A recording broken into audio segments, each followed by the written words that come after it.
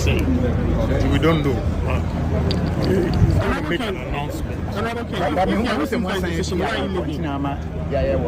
Because nobody knows the announcement is going, and they've occupied their seats. So I don't know. The announcement, my brother, please. Those who are supposed to talk are not even talking, so I don't want to, say anything. You cross me just to make a statement, and I've told you what transpired, and we have agreed. The speaker is coming to make an announcement. So whatever he says, he didn't tell us what he's going to say. So we are waiting patiently. And to our expectation, the speaker. I don't expect anything. He's the speaker of the house. So whatever he says, we abide by it. That's it.